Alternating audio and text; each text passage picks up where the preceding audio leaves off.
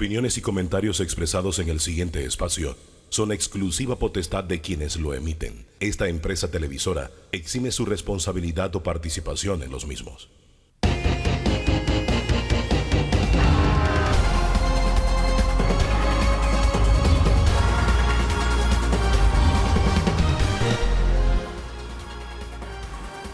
¿Qué tal? ¿Qué tal? Muy, pero muy buen día. Bienvenido, bienvenida a este encuentro dominical en debate abierto, donde compartimos el análisis, la opinión, las diferentes corrientes de pensamiento respecto a la realidad que estamos viviendo en Panamá. Esta es la agenda que le proponemos para hoy.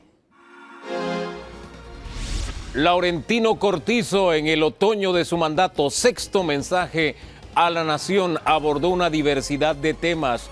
Economía, pasando por salud y mucho más. Lo pondremos en perspectiva. Primero el aspecto económico con Felipe Argote, Guillermo Salazar. Posteriormente, Ricardo Lombana, de Otro Camino Panamá. Roger Tejada, viceministro de Trabajo, para el debate de los alcances de la actual administración. Igualmente, José Isabel Blandón, del panameñismo, y Omar Montilla, viceministro de Comercio. Con ellos estaremos buscando otras ópticas del mensaje presidencial y también tendremos el punto de vista del sector privado con el presidente del CONEP, Rubén Castillo. Esta semana, noticia, primeros pasos en el tema medicamentos. Se lanza un plan por parte de gobierno. Vamos a desmenuzar esta iniciativa y por qué no ponerlo bajo la óptica del mensaje que dio el presidente de la Asamblea. Precios de referencia vienen en el mercado de los medicamentos. Todo eso lo abordamos hoy aquí en Debate Abierto. Don Danilo Toro, aquí está la agenda de actualidad. ¿Qué le parece? Buen día. Estamos en la puerta de una semana totalmente política. A pesar de que vamos a tener discurso económico, realmente acá se va a invertir un poco la naranja, ¿no? En la base va a estar lo político y arriba en la superestructura lo económico. Oiga, y no es al azar, porque el costo de vida, el costo del combustible, el empleo o desempleo, como usted lo quiera poner, son puntos focales de la atención nacional. Por tanto, este es el primer plato que servimos esta mañana. Y y ese plato tiene dos entradas fuertes, ¿eh? Los discursos políticos y obviamente la salud del presidente, sí, que es un asunto personal, pero con inevitables efectos políticos. Sin lugar a dudas, está también en el análisis para el día de hoy. Felipe Argote nos acompaña, es economista. Guillermo Salazar, él está al frente del Instituto de Planificación, fue designado por parte del Ejecutivo para este debate abierto y hablar de los temas económicos. Buen día a los dos, bienvenidos. Buenos días, gracias por la invitación. Buenos días. Yo usaría la frase, vamos bien, ya bajamos el desempleo de 2 dígitos a 1, así que soplan vientos de bonanza por lo menos en ese aspecto, ¿o no? ¿Cómo lo ve, señor Argote? Bueno, es que no se puede tomar solamente un elemento para poder ver cuál es la tendencia, porque mientras el desempleo efectivamente baja según las cifras oficiales, que no puedo poner en duda, porque los que hacen eso son gente muy capacitada, aumenta el subempleo o el empleo informal. Entonces, este país de gente que sale a trabajar a las 4 de la mañana, aunque no tenga trabajo, por supuesto, el problema es que a donde te pongas detrás de una pila de guineo a vender, ya no eres desempleado. Entonces, sí, aumenta este empleo informal porque la gente de todo modo tiene que buscársela a ver qué consigue. Si la tendencia fuera la reducción del empleo informal, entonces podríamos celebrar. Pero definitivamente lo que sí es cierto es que la economía tiende a la recuperación, porque esta es una economía, como digo, la gente sale a trabajar, también los empresarios salen a construir país, pero sobre todo porque la economía externa nos ayuda mucho y este es un país muy ligado a la economía externa. ¿Qué peligro representa esa informalidad que, como usted plantea, una persona está vendiendo un gajo de guineo, ya no está desempleado? Pero ¿qué peligro representa para nuestra economía ese renglón? Bueno, específicamente que vamos a tener mucho más 120 a los 65, y no solamente los informales que están allí porque la situación no los permite, sino que el Estado ha tenido en los últimos años una tendencia a empujar esa informalidad, como lo he dicho varias veces, por ejemplo, los de delivery, que son miles de trabajadores que andan montando moto por ahí, trabajando a destajo, que ganan del día a día, no tienen vacaciones, no tienen seguro social. esa gente cuando ya no se pueda subir a la moto, nosotros le vamos a pagar la jubilación porque ellos no están aportando, porque aquí se cree que tecnología significa no pagar seguro social y eso no es así. Oiga, el Estado está empujando esta informalidad que vamos a pagar con el precio de 120 a los 65, como dice el señor Argote. ¿Cómo lo ve usted? Yo digo que no es que el Estado esté empujando, ya esta era una tendencia que venía acrecentándose, que la crisis producto de la pandemia la agravó más, pero era marcado el crecimiento de la informalidad. Pero fíjense, la informalidad no solo está en el que vende banano, hay abogados que están en la economía informal. Ahora, Pero que brindan sus servicios. Pero ¿qué está pesando más en esa Entonces, balanza? ¿El que está vendiendo bananos o guineos, sin por querer ser supuesto, despectivo, o un profesional como abogado? Nos interesa que crezca el empleo formal. ¿Por qué? Por lo que dice Felipe. Porque esas personas contribuyen a la seguridad social, contribuyen pagando impuestos y de esa manera el Estado puede apoyarlo.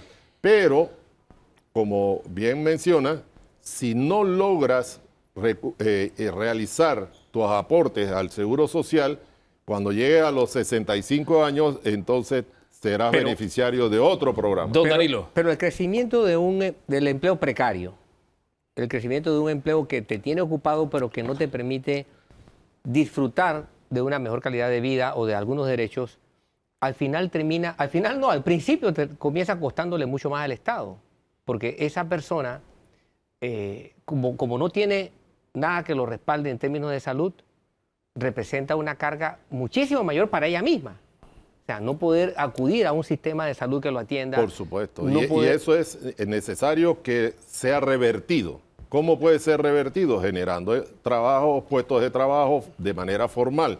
Para eso hay que realizar inversiones, hay que acompañarse de financiamiento para se realicen esas inversiones. El punto aquí está en que el actor capaz de empujar ese motor es la empresa privada. Sin embargo, esta semana pasó algo importante también en la Cámara de Comercio de Panamá. Presentó los resultados de un estudio en el que se mostraban ciertos estados de ánimo, por decirlo así, de la población. Y me llamó mucho la atención la poca confianza que la gente tiene entre los distintos actores tomadores de decisión. Y entre ellos se incluyen a los propios inversionistas. Es decir, hemos llegado a un momento en que la población no ve que haya una mejoría por los aportes que haga el sector económico privado, el Estado. Con el estado de ánimo tan bajo, ¿a dónde vamos? ¿Quién es el que va a empujar aquí el motor de la economía? Por supuesto que el papel del Estado es orientar para que se anime a realizar ese tipo de inversiones y apoyarlo, acompañar. En ese sentido, fíjese, por ejemplo, Panamá es un país que tiene suficientes recursos. Recursos financieros existen, pero hay un exceso de liquidez en el sistema bancario. Ese exceso de liquidez alguien lo tiene que pagar. Y lo está pagando el que hoy tiene un crédito con el sistema bancario. Las inversiones producto de créditos o financiamiento por parte de la banca ha ido contrayéndose. Eso tiene que cambiar, la proporcionalidad entre... Pero no me hay una cosita nada más. Es que yo estoy un poquito confundido en el tema, en los términos. Es que aquí no estamos hablando del Estado. El Estado somos todos. Yo creo que hay que poner la responsabilidad a quien le corresponde, que es el gobierno. Hay un exceso de liquidez, tenemos que hacer algo con la banca. Hay que generar empleo, el gobierno tiene que hacer algo. En fin, facilitar la inversión privada. Y todo corresponde o cae en otro del gobierno, que forma parte del Estado. No, si hay un exceso de liquidez y alguien tiene que pagar los intereses de eso, ¿no le debe ser más fácil al que tiene ese exceso de liquidez, al que tiene la liquidez, meter la plata a producir porque el banco no le está dando nada? No, es que es el que tiene el exceso de liquidez es el sistema bancario. ¿De acuerdo? Entonces, el sistema bancario ha orientado en pocos renglones su financiamiento. 4 renglones se llevan más del 80% de la cartera crediticia. Pero pregunta cuánto se financia la agricultura, cuánto se financia la industria, la pesca, las actividades productivas no reciben ese financiamiento teniendo capacidad para generar empleos. ¿Quién tiene entonces que meter la mano y poner en orden esta partida? Me cuesta contradecir a mi profesor de economía. Uno de los ¿Usted es primeros alumno de...? profesores sí, fue mi profesor, sí. ¿Ah, sí? Ah. Lo que pasa es que él se ve más joven porque yo he trabajado más duro en la vida. Ah, y sí. se me da- Ok. No hay problema. Pero No me voy a meter en fue mi eso. profesor. No voy a meter en eso. Es un Pero asunto de voy a decir, economía. es un problema de También. es un problema de sistema. O sea, ubicar dónde está el problema de conjunto, porque no importa, o sea, el banco no le importa si crea trabajo, es lo que quiere garantizar recuperar su dinero. ¿Cuál es el problema que existe Pero si ahora mismo en la invierte, no economía? recupera. Claro. Sí, pero por eso no le importa si da o no trabajos. Él tiene que saber que efectivamente. Pero si tú tienes una agricultura que Claro. está subsidiada por el Estado, tú dices, bueno, y si no le pagan, ¿qué pasa? ¿Cuál es el problema ahora mismo? Hay una crisis de demanda. O sea, si tú vas a tocarle la puerta al señor que hacía zapatos, que está cerrado, y dice, dame zapatos, que tú eres zapatero y aquí está la plata, él va a abrir. No porque el Estado le dé plata a ese constructor de zapatos para que le salga más barato, o lo que se está haciendo, vamos a reducir la jornada, vamos a pagar un poquito menos, porque eso lo que hace es reducir la demanda agregada. Tú tienes que dar buenos salarios para que la gente tenga plata y salga a comprar. ¿Y Pero cómo sí, hacemos eso? ¿O cómo hace eso el gobierno? eso es muy fácil. A ver. Primero tiene que, para generar la demanda, porque cuando hace cosas como esa, que no, digamos que no impulsa, sino que permite que un tipo se monte en una moto y solamente pague el día, ese señor no paga seguro social, no va al restaurante porque tiene el día a día. Ese señor usa mis calles, mis semáforos, el policía cuando se cae se va al centro de salud con la plata que ponemos todos. Y es verdad lo que dice Guillermo sobre los abogados, eso lo dijo el subdirector del seguro. Los mayores que no pagan seguro aquí son los abogados. Y no porque no quieren, la mayoría es porque se les hace casi imposible ser parte de eso. Entonces, si el Estado promueve que se pague el seguro social, promueve buenos salarios, ¿cómo lo hace? ¿Qué es lo que hace en este momento? Porque eso no es siempre. Hoy, cuando hay una crisis de demanda, el único que puede impulsar la demanda es el Estado. ¿Cómo? Con inversión en infraestructura. ¿Por qué? Porque los trabajadores que mejor pagados son cuando están trabajando, son los trabajadores de la construcción. Y esa gente cuando cobra no se va a ir a Miami, a Orlando, no, va para el barrio a gastárselo ahí y genera crecimiento, más demanda. Y eso le da respuesta al banco cuando dice, oye, el productor está vendiendo y está ganando, Bien, yo te voy a prestar plata. Teniendo todo este mar de fondo, yo quiero volver a las palabras del presidente, que es lo que estamos analizando el día de hoy. Él habla que puntal de esta reactivación económica es la generación de empleo y la conservación de empleo. ¿Realmente estamos logrando ese equilibrio? Se está aumentando el empleo, efectivamente, por eso es que ha rebajado la tasa de desempleo. Sin embargo, hay que hacer énfasis en que el gobierno nacional ha estado fortaleciendo también otro elemento importante que destacaba el presidente el día viernes, el atender esa desigualdad que tenemos en este país, que sí es notoria, que algunos no la quieren ver y otros la quieren olvidar, pero se ha enfocado en atender también a esas comunidades, por eso él hace mucho énfasis en el Plan Colmena, con los 300 corregimientos más vulnerables de este país. Entonces, esa parte de la atención también ha sido importante y, por supuesto, generando entonces actividades productivas que permitan que se incorporen esa parte de la población también a la vida económica. ¿Ese equilibrio se está logrando o no? Generación y conservación de En empleo. realidad es muy, o sea, se están haciendo una cantidad de medidas aisladas, un listado de cosas de buenas intenciones en el mejor de los casos, porque no se tiene una visión de conjunto. ¿Qué es lo que hay que hacer? Una visión de conjunto. ¿Qué significa? Mira lo que hace Biden cuando termina la pandemia. Aumenta los salarios. Quería duplicarlo. ¿Y qué hizo la calle? La calle no es de izquierda, es un presidente de derecha. Aumentó los salarios en enero en la pandemia. Bueno, acá el sector Pero- obrero estaba pidiendo aumento pero general de Biden- salario y dicen Biden- que las condiciones no se dan. Pero Biden es que- aumentó los salarios Sí. y ahora tiene un proceso inflacionario también. Bueno, pero mira, Entonces, es probable, porque hay probable que se le haya pasado la mano. pero termine de desarrollar la Es idea. probable que Sola se le mano. haya pasado la mano, es verdad, en un momento dado. Y Pero yo nosotros te digo, tenemos pero que hay pleno poner empleo. algo. pero si tú vas a un lugar donde Sí. te están pagando $20 la hora por sacar las papitas del restaurante, que es lo que ganan, lo que están ofreciendo $20 la hora, tú te molesta que haya inflación, pero puedes pagarla. Claro. Aquí es lo que iba tenemos a lo decir. malo de la inflación y además lo malo de Eso es los lo que iba a bajos decir. ingresos. En Estados Unidos hay inflación, pero hay pleno empleo en estos momentos. Exacto, porque es que la inflación es producto del pleno empleo. Acá hay desempleo, Aquí ya está faltando mano de Importamos obra. la inflación de Estados Unidos pero La inflación, nos quedamos acá sin este crecer lo caso, suficiente. La inflación no es producto del pleno empleo, la inflación es producto de abordar con tanto líquido al sistema. Regresemos al Mira, plano local y a las palabras del presidente de la República, porque él destacó el crecimiento que habíamos logrado y que nos pone como un puntal el reconocimiento del Banco Mundial, 15.3% el año pasado, líderes en la región, 13.6% en el primer trimestre según Contraloría. Por eso insisto, ¿cómo comenzamos el segmento? ¿Vamos bien? Por eso, entonces, porque estamos recuperando capacidad productiva que había sido agotada en el periodo inmediatamente anterior, es decir, el año pasado, el año anterior. Entonces, Panamá tiene capacidad para seguir creciendo y hay que seguir estimulando ese crecimiento. Por eso mi énfasis es que abordemos y apoyemos actividades productivas, que no lo estábamos haciendo, en este caso, desde el sector financiero. ¿cuál sería la clave ahí entonces? Mira, el problema es que, de nuevo, como no hay un plan de conjunto, realmente nos cuesta poder darle respuesta a la situación que tiene que darse. Aquí se necesita un agresivísimo plan. Porque si tú dices ahora, aumenta los salarios, que la van a quebrar las empresas. Eso no es algo que vas a hacer así de la noche a la mañana. Eso tenía que haberse planificado en función del aumento de la demanda. Claro. Cuando tú tienes gran crecimiento, tú dices, tienes que aumentar. Pero no porque son más buenos que nosotros, porque son gente. No, es porque ellos saben que necesitan crecimiento de la demanda para que la gente compre y entonces tú contratas más gente y no a la inversa. No es a la inversa. Entonces, ese crecimiento es crecer de la en función de la es demanda que se haciendo genera. crecer el empleo. Y eso se hace con un plan de infraestructura.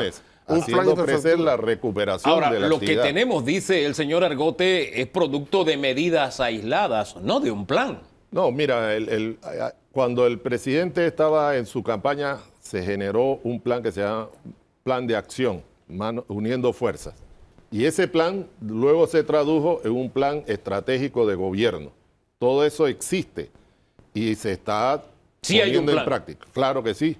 Lo que no hay, diríamos, es el acompañamiento necesario por otros sectores, porque han recabado que debe ser el sector público el que inicie todas las labores, todas las obras. ¿No será que ese plan, yo lo dije hace una semana atrás, ¿no será que pasó con ese plan lo que le pasó a Apolo 13? ¿No será que el plan era llegar a la Luna, traer una serie de trabajos hechos en la Luna y que los astronautas llegaran, pero a mitad del camino algo explotó? Bueno, y se cambió el plan, pero no podemos seguir con el mismo plan después de la explosión. Por supuesto, y hay que redefinir una nueva estrategia, y por eso es uno de los objetivos del Instituto de Planificación, diseñar conjuntamente con la participación de todos los sectores una estrategia de desarrollo nacional que nos lleve a definir metas no solamente en el corto plazo, sino en el mediano y en el largo plazo. Le confieso un miedo a los dos, pero un miedo arraigado. Y es que el Instituto de Planificación se convierta en exactamente lo contrario para lo que fue fundado. ¿Por qué? Porque el próximo gobierno vendrá y dirá, ve, esto lo acaba de hacer a este señor. No, bórralo. Conmigo comienza la historia y comienza la planificación. Y que pase a formar parte de la burocracia. Por eso es que sería conveniente llegar a un gran acuerdo nacional. Y eso se puede lograr de aquí al próximo año, a finales del próximo año, de manera que todos los candidatos a presidente de la República respalden una iniciativa desarrollada por todos los sectores. ¿Hay espacio para ese acuerdo, sí o no? Mira, el Apolo explotó hace 2 años y todavía estamos pensando qué hacer. O sea, mira, las decisiones esas de improvisar han determinado que nosotros tenemos 2 años y medio dando subsidios de 120 cuando se le debió dar el 60% del salario a los trabajadores durante 6 meses. Y ya. Y las empresas hubieran seguido no funcionando. Es sostenible, los subsidios no hubieran quebrado. Nadie tiene un subsidio de 2 años y medio de la pandemia en ninguna parte del mundo. Si tuviese seguido con esa propuesta, hubiese cerrado más empresas y hubiese estado no en un proceso de recuperación como hoy se tiene. Cerremos el segmento aquí. Muchísimas gracias por habernos acompañado. Comenzamos hablando de economía, pero hay más del análisis de lo que dijo el presidente de la República. Después de la pausa, siga con nosotros aquí en Debate Abierto.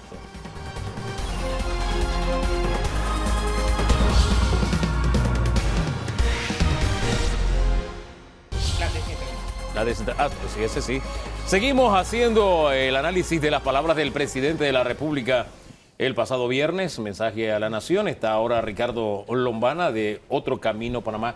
ya partido oficialmente constituido esta semana. Así es. Buenos días a toda la audiencia y gracias por la invitación. Permítame saludar al viceministro de Trabajo, Roger Tejada. Bienvenido, señor viceministro. Gracias, Hugo. Gracias, profesor. Vamos al viernes. Si usted hace memoria, ¿qué le quedó de ese mensaje presidencial? Hoy domingo, que usted revuelve la mirada y dice, aquí está el mensaje. En primer lugar, para contestar, en efecto, este jueves que pasó, ya recibimos la resolución del Tribunal Electoral que nos formaliza como un nuevo partido político, lo cual nos permite concentrarnos ahora en toda la organización de cara al 2024. Este es un mensaje político no pagado. No puedo empezar a comentar el discurso sin hacer un comentario desde el plano humano, deseándole al presidente de la República lo mejor con respecto a su condición de salud. Y nos unimos a ese deseo que no lo hemos mencionado aquí. Indistintamente de cualquier diferencia política y aún como una figura de oposición. Dicho esto, me parece que quedó mucho pendiente del discurso. Yo sé que el discurso se basa en lo que estratégicamente el presidente de la República y su equipo desean destacar. A nosotros nos toca ser eco del reclamo ciudadano, que es bastante alto en este momento, con mucha protesta, y enumerar qué cosas nos quedamos esperando. Que incluso el presidente de la Asamblea lo mencionó. Hemos venido reiterando desde hace más de 2 meses lo injustificable que a estas alturas significa mantener el estado de emergencia. No existe justificación alguna hoy, incluso es un prerequisito para poder poner a andar la economía nacional, porque cualquier inversionista extranjero, cualquier grupo turístico, cualquier turista incluso que desea visitar, lo primero que ve es cómo está la situación en Panamá, y si la señal del gobierno nacional es que todavía se mantiene una situación de emergencia, me parece que no estamos enviando una buena señal. Vamos con ese primer aspecto. Estado de emergencia. ¿Por qué seguimos en él y enviando ese mensaje que se envía según el señor Lombana? Nosotros hace unos meses atrás dejamos y fue modificada la situación del plan de emergencia como se tenía establecido, y solamente se establece o se considera para la situación de la compra de algunos insumos, por ejemplo médicos, en el caso de la vacuna, propiamente que el presidente dentro de su discurso a la nación habló de la compra efectiva de más de 100 millones de dosis de vacuna, que hoy ya se han aplicado más de 8 millones de dosis de vacuna, y entre ellos, por ejemplo, algunas otras medidas que van a favorecer al turismo también, que está vinculada a la reactivación económica, como lo fue la ley de incentivos para el sector turismo, que va a generar al final empleo. Y todo esto está vinculado, Hugo. Yo sé que usted quiere hablar de esos otros temas, pero el mensaje que se le envía a los inversionistas, por ejemplo, al seguir manteniendo el estado de emergencia, aunque sea modificado, aunque sea solo para las compras, sigue el estado de emergencia. ¿Por qué la resistencia a levantarlo? Sí, fíjate, lo que pasa es que la pandemia no ha terminado, Hugo. Hay que ser prudente. 36 meses de gestión. O sea, hemos enfrentado 28 meses enfrentando el duro reto que la humanidad y que un gobierno ha podido enfrentar. Entonces, muchas veces, como decía en algunos debates, en otras latitudes, la pandemia no ha terminado aún. Hemos tomado incluso medidas. En el discurso del pasado jueves, el presidente de la República es una rendición de cuentas. De los últimos 6 meses, el presidente señala es que en estos momentos vamos a tomar medidas como quitar la mascarilla. Pero todo este conjunto de medidas lo que nos señalan es que el plan de vacunación fue efectivo, pero la pandemia sigue. La pandemia sigue, sigue el estado de emergencia. Es cierto, pero para seguir la misma línea, el presidente mencionó, mantenemos la postura de que es injustificable mantener el estado de emergencia, el gobierno tendrá sus razones, la ley obliga al gobierno nacional a rendir cuentas después de que se levante el estado de emergencia, y nosotros pensamos que esa es una de las razones por las cuales no han querido levantar el estado de emergencia. ¿Es para no presentar las cuentas claras? No, ya hemos hablado incluso anteriormente sobre la situación de transparencia. En la página del Ministerio de la Presidencia de la República, el Ministerio de la Presidencia ha establecido a través de los informes la rendición de cuentas de los gastos dentro de pandemia. Recordemos también que el vicepresidente de la República, Carrizo, hizo una presentación de todos los gastos en pandemia del MIDA, del MOP, de todas las instituciones de gobierno. El presidente destacó eso en el discurso también, que en todas las páginas de los diferentes ministerios se había rendido cuentas. ¿Es suficiente? Por supuesto que no. La rendición de cuentas no es solo la publicación de cuánto se han gastado, sino exactamente en qué rubro, cuál ha sido el mecanismo de compra, cuántos proveedores han considerado, porque recordemos que las compras se han dado de manera directa.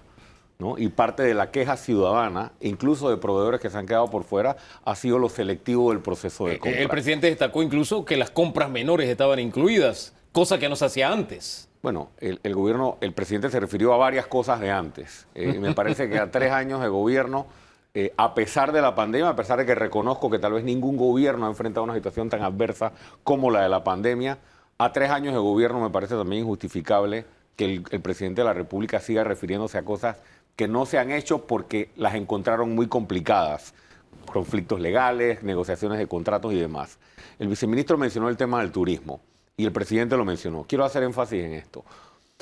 Si realmente se quiere generar empleo en el sector turístico, si tú tienes 43% de ocupación ahora mismo en el sector hotelero, tomando en cuenta que hay un número de hoteles que no han podido reabrir, ¿por qué no enfocar la estrategia, ¿no?, a promover el turismo para atraer turistas precisamente para llenar esa ocupación y generar movimiento en la economía, que aprobar y sancionar un proyecto de créditos e incentivos fiscales que beneficia solo a ciertos grupos económicos, que podría, si las obras se llegan a realizar, empezar a generar tal vez empleo en la economía en algunos años?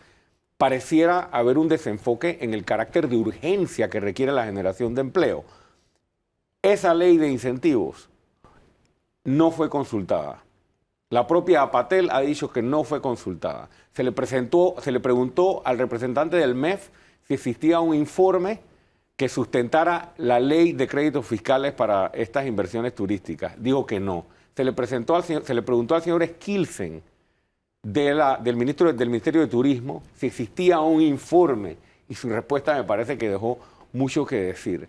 Hay muchas preguntas alrededor de este proyecto, mientras el micro, pequeño y hasta mediano empresario del sector turístico está clamando porque se le apoye con proyectos de microcrédito para poder poner a andar sus proyectos parados y emprendimientos nuevos.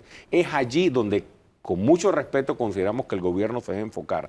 Decir o plantear que con esta ley de incentivos turísticos se va a generar empleo, me parece, o no estoy de acuerdo con ese planteamiento. Señor viceministro. Sí, la hoja de ruta que ha planteado el presidente de la República, Laurentino Cortizo Con, y el equipo de gobierno va por la ruta correcta. Y voy a explicar por qué va por la ruta correcta. En los temas específicos que ha mencionado el señor Omar. En los temas específicos, fíjate, la inversión para el sector turismo es fundamental. La inversión en el interior de la República para generar empleos, por ejemplo, tenemos provincias en este momento que están esperando proyectos vinculados al sector turismo, como por ejemplo Bocas del Toro, Chiriquí y propiamente la provincia de Colón, que hace unos meses atrás estuvimos hablando de Colón y lo que hay que establecer a través de una campaña. Hoy por hoy hemos mantenido una mesa de trabajo con la Cámara de Comercio y con CONEP, que formaron parte y establecieron posiciones en la ley de incentivos al sector turismo, que es la ley que estamos hablando. O sea que sí hubo consulta entonces. Hay una posición de parte de la Cámara de Comercio y del Consejo Nacional de la Empresa Privada. Incluso recuerdo ver en la Asamblea Nacional la participación de estos sectores. Sin embargo, debo indicarte de que no solamente es una ley, sino es un plan maestro de turismo, una campaña nacional y algunas otras medidas que en conjunto, que es la que estamos trabajando con el sector privado, que ha sido un gran aliado para nosotros, el CONEP y la Cámara de Comercio y otras organizaciones. Esos insumos y esas herramientas son las que hemos estado trabajando para el sector turismo, pero hay otros sectores también importantes como lo es el agro, como es el sector agroindustrial, que también van a ser entes generadores de empleo a través de las empresas multinacionales, las empresas GEMA y otras medidas. El presidente, en su mensaje a la nación, no solamente habló de la parte social, sino también tocó otras cosas. Tocó la situación de empleo. Habló, por ejemplo, que se había reducido el desempleo ya a un dígito, a 9%. Había bajado ya de los 2 dígitos. ¿Usted concuerda? ¿Usted siente ese impacto? A un 9%. De un 11% a 9%, correcto. Sí. En efecto, las cifras así lo indican. Solo un comentario sobre el tema turismo. Sí. La mayoría de los proyectos que califican hoy para el incentivo o los créditos fiscales son proyectos que se desarrollan o se desarrollarían en áreas distintas a las 8 zonas identificadas dentro del Plan Maestro de Turismo. No hay coherencia. Que no, el gobierno actual tendrá su plan y su hoja de ruta, como lo explica el viceministro, pero aquí se trabajó en un plan maestro de turismo con todos los sectores, se identificaron 8 áreas, pero hay proyectos de grupos importantes que no están en esas áreas, que están siendo beneficiadas.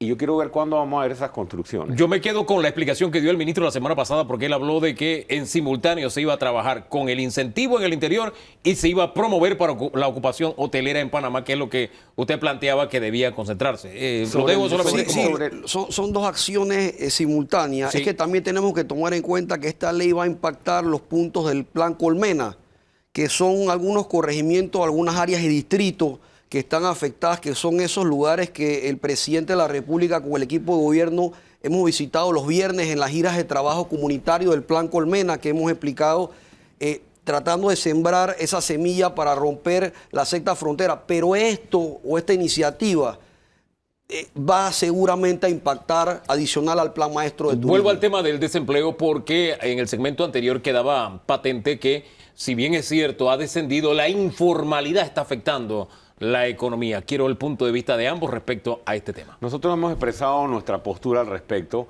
Si bien las cifras indican una leve disminución de la situación de desempleo, como se mencionaba en el bloque, sé que ese tema se va a tratar en el programa de hoy, la informalidad creció muchísimo durante la pandemia.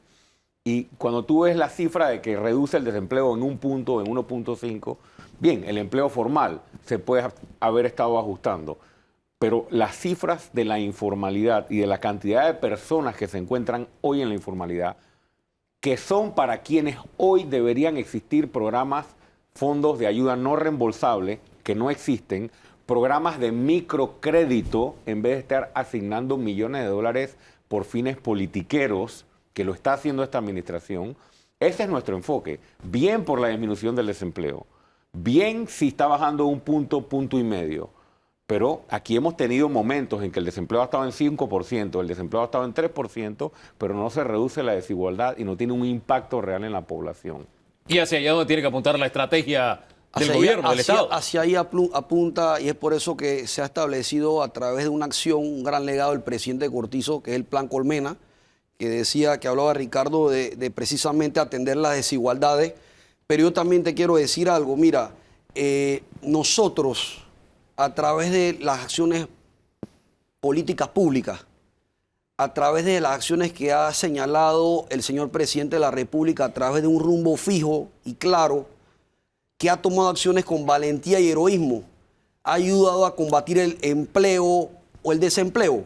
Pero la informalidad estaba por el rango de 52.3%, recordemos el año pasado. Así es. Y bajó, sí, hubo un bajón y subió 1 décimo, unos puntos, pero veníamos de 52%. Hoy, según el INEC, está en un 48.2%.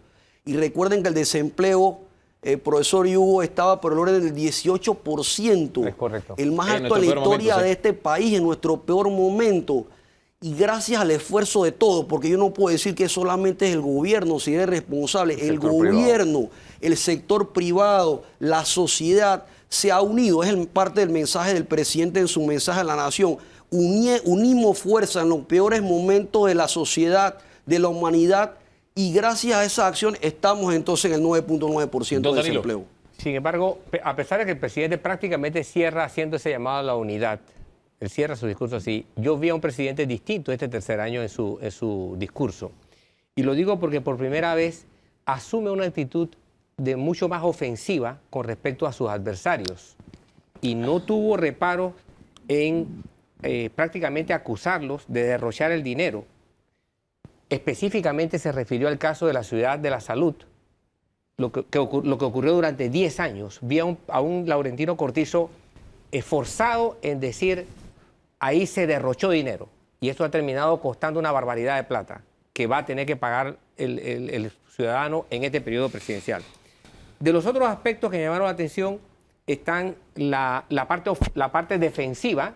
El presidente hace un despliegue defensivo de su esfuerzo por lo que llama la paz social, su trabajo por hacer rendición de cuentas con el portal de Panamá Compras, su esfuerzo por conseguir un registro de medicamentos, su esfuerzo por atender el problema del desabastecimiento de medicamentos, las actividades de los panameños que se han quedado atrás, como él lo define, la defensa que hace de su política de asistencia social, de subsidios, el programa de nutrición escolar y por último, ese llamado que él hace, que es a la unidad. ¿Estaría usted dispuesto a hacerle caso al presidente en atención a este índice, a ser convocado a un trabajo por la unidad del país? Yo siempre he expresado públicamente, incluso a principios de la pandemia, cuando prácticamente se estaban detectando los primeros casos, eso yo lo he dicho públicamente, nuestro equipo preparó una serie de propuestas que fueron entregadas al presidente Cortizo y nuestro equipo se puso a la orden en ese momento porque considerábamos que la pandemia era algo que se tenía que enfrentar de manera conjunta. Nunca nos negaremos a un llamado que sea en favor de Panamá, pero nosotros siempre pondremos sobre la mesa los intereses de la población. El presidente habló de la lista que tú pones. El presidente obvió los temas que tienen a la ciudadanía molesta. ¿Cómo cuál? Bueno, que aquí se ha destinado una gran cantidad de presupuesto general de la nación, gran cantidad de fondos, a crecer una planilla para miembros del PRD, para nombrar delegados, para nombrar convencionales, para acomodar gente con fines políticos. Cuando la población está pasando trabajo, eso es inaceptable y de eso no habló. Aquí tampoco se habló del presupuesto de la UNACHI, de todos los millones que le mandan a la señora rectora de allá solamente porque ese es un bastión político de nombramientos del PRD. Otra cosa con fines políticos. El manejo político de las finanzas públicas, ¿por qué no es abordado y qué respuesta tienen ustedes Hay un despilfarro a este argumento significativo con fines políticos y de eso no se habla. Es muy bonito hacer un listado, es muy bonito hacer un llamado, Sí. pero las acciones tienen que acompañar. Despilfarro con fines políticos. El presidente habló con mucha ¿Hay responsabilidad. o no despilfarro con fines Mira, políticos? no hay despilfarro y el presidente en su mensaje a la nación sí habló de la parte económica. ¿Qué habló? El presidente habló del subsidio del gas, del maíz, del arroz, de los fondos de transferencia. El presidente habló del subsidio del combustible, que es el problema que aqueja Todas a las políticas a la subsidio. ciudadanía. Y el presidente habló, y cuando hablamos de esa parte ofensiva dentro de su mensaje, si podemos catalogarlo así, que yo diría más bien es un mensaje cuánime institucional, poderoso. El presidente de la República habla de que nosotros al final hemos apoyado a los más vulnerables, pero no ha habido tal despilfarro. El presidente habló incluso del manejo y transparencia. Se modificó el portal de Panamá Compras. Y también el presidente habló... La señora Telvini, de ¿los algunas nombramientos otras son o no proyecciones. una realidad? Mire, Hugo, yo tengo que ser muy responsable. ¿Con cuánto ha crecido la planilla? Tengo que viceministro, por ejemplo? hablarte de lo que la gente hemos tenido que invertir en personal para atender las necesidades de la gente. Yo te puedo hablar, de eso te puedo hablar. Te puedo hablar del personal de salud, la ciudad hospitalaria, el Manuel Amador Guerrero, que son obras que estaban abandonadas. Creo que el presidente dijo 2.800 personas trabajando en la ciudad de la salud. 2.800 personas. Ya iniciamos en el Manuel Amador Guerrero la contratación de gente de Colón con el programa Capacítate por Colón. Entonces debemos de tomar en consideración que en muchos sectores, incluyendo salud, Enrique, tenemos que fortalecerlo con personal ¿Ahí donde están adecuado. los nombramientos en salud? Hay nombramientos en todos lados. Dejemos las cosas hasta ahí. Gracias a los dos por acompañarnos. Hablemos del tema medicamentos en segundos porque se dieron pasos concretos esta semana. Hay un plan piloto. También hay promesas en el mensaje o los mensajes de este viernes en la Asamblea Legislativa. En segundos conversamos sobre ese tema.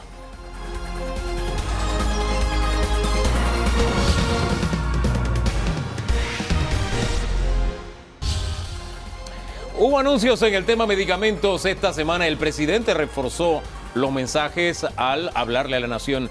Este viernes la doctora Elvia Lao nos acompaña, ya está al frente de la Dirección de Farmacias y Drogas. Buen día y bienvenida. Hola, ¿qué tal? Buen día a ustedes también, gracias. El anuncio, realmente fueron dos anuncios. Nos hemos centrado en Medixol en la opinión pública, porque tiene que ver con medicamentos y tener acceso a ellos. Sin embargo, siento que el otro anuncio cobra relevancia y tenemos que desmenuzarlo un poco. Y Es qué bueno que correcto. nos acompañe. Compra por desabastecimiento. Es correcto, es correcto. Cuando nosotros vemos el plan estratégico de gobierno del pasar del no hay al sí hay, y tomamos entonces la ley 1 y la modificamos, que como le expliqué la vez anterior, resulta la ley 97, y está el decreto 36 que habla de la compra unilateral o conjunta. En ese decreto 36 habla de hacer la reglamentación del procedimiento para esa compra, y eso es lo que se hace, resultado de la mesa técnica de medicamentos, en donde cuando las 5 mesas, las 5 subcomisiones, lanzan sus variables, lanzan todo lo que nosotros opinamos que puede ser la solución, se cruzan estas variables y las que más se repiten se toman en cuenta. La primera fue esa, la compra por desabastecimiento crítico de medicamentos. Bien, eso tiene, uso de eso. sí, digamos que ese anuncio se hizo y al final no quedó muy claro. Si tuviéramos que ponerlo al sol de hoy, ¿qué le diría usted al país para orientarlo en esta materia? Ok, con eso la Caja de Seguro Social se le decretan 130 productos en desabastecimiento crítico. Quedan en 129 toda vez que la ranitidina, la dirección mandó un comunicado de que se mantuviera aparte por estos momentos. De esos 129, prácticamente la mitad se adjudicó y hubieron unos que no se adjudicaron porque, uno, quedaron desiertos y otros se retiraron. ¿Por qué? Porque decía el decreto que tienen que entregar en 15 días. Y ellos participaron, pero después dijeron no podemos entregar en 15 días. Y tienes que cumplir con las reglas del Se juego. hizo una convocatoria con términos definidos. Eso es importante, sí, para así que nos mismo hable es. de ese aspecto. 15 días, en 15 días tenías que tener el producto aquí en Panamá. Y como ellos no podían tenerlo en 15 días, tuvieron que retirarse. Pero lo que sí es claro es que con eso se adjudicaron renglones y con eso ya la caja está obteniendo medicamentos. Aparte de eso, entonces viene la otra recomendación, que es medicamentos solidarios. Antes de entrar a medicamentos solidarios, estos 129 productos, ¿ya está abastecida la Caja de Seguro Social de estos 129 medicamentos? No, 68 de ellos, porque hubieron algunos, pues, que como ya les dije, Ajá. se adjudicaron, pero se retiraron, y otros que no se adjudicaron. ¿Y qué te permite hacer el decreto? Te permite, eso se hicieron en cotización en línea, que fue transparente, fue totalmente abierto. ¿Qué te permite? Ir ahora a la compra directa, porque no hubo proponentes. Y los proponentes que hubieron, como ya les dije, algunos se retiraron. Entonces puedes ir ahora a comprar directamente. Este Ese tramo de producto. comprar directamente, ¿cuánto tiempo va a tomar? ¿Y lo va a comprar el Estado en conjunto para el Ministerio y la Caja o lo van a hacer por En separado? estos momentos la compra es unilateral, porque el Ministerio de Salud tiene un 96% de abastecimiento. O sea que en estos momentos el Ministerio de Salud está abastecido y no ha requerido hacer uso de esa comisión de desabastecimiento crítico. ¿Y la Caja de Seguro Social, el abastecimiento, a cuánto asciende en este Bueno, momento? ese número no se lo puedo decir en estos momentos porque no lo conozco. Ajá. No lo conozco. Bien, en cuanto a ahorro, ¿cuánto se ha ahorrado el país utilizando este sistema de compra? Se hizo un ejercicio con 7 de los medicamentos de ese sistema de compras, con 7 solamente. Y con esos 7 resultó un ahorro de 12.3 millones de dólares. 12.3 millones. Bien. O sea que el ahorro es significativo. Hay un concepto que se utiliza y se utiliza y se utiliza, pero no sabemos su alcance. Desabastecimiento. O al revés, abastecimiento. Uno es lo contrario del otro. Ajá. ¿Cuándo un producto se dice que está en desabastecimiento? Cuando no está en bodega, cuando hay un 10% de lo que debería estar, y en lo que debería estar, ¿cómo sabemos qué es lo que es? Cuando no está en proceso de adquisición. O sea, ¿cuándo ese concepto es aplicable?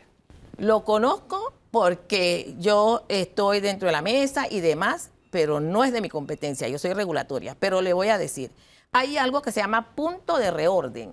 En el punto de reorden, en ese momento, tú tienes que hacer tu solicitud para poder adquirir el medicamento. Si en ese momento tú no puedes adquirirlo, entonces ese medicamento ya tú sabes que va a entrar en desabastecimiento. Entonces, el desabastecimiento es más un problema de proceso de burocrático que de alguna crisis como, por ejemplo, la pandemia en sí misma, pues. y a veces del proveedor también, ¿no? Que no tiene el ¿sí? medicamento a tiempo, que no lo ha traído o que no lo han fabricado. O sea, pueden ser muchas aristas, ¿no? No es solamente que sí es cierto que hay un problema en cuanto a los inventarios y todo lo demás, pero a veces el proveedor no puede cumplir en el momento con esa licitación que se ha ganado. Más allá del tema de la clasificación, porque a veces hay en bodega, pero la persona va al consultorio y no obtiene el medicamento porque por un tema de administración no está en la farmacia. Yo quisiera regresar un poco a algo que usted me acaba de recordar al decirme que usted es regulador. Sí. Al reducirse el tiempo del registro sanitario de un medicamento, ¿esto qué impacto tendrá? No solamente en la disponibilidad de medicamentos, sino en el precio de los medicamentos. Ok. Quiero decirle que nosotros ya tenemos casi 2 años en donde estamos dando por procedimiento abreviado disminución en el tiempo de otorgar un registro sanitario.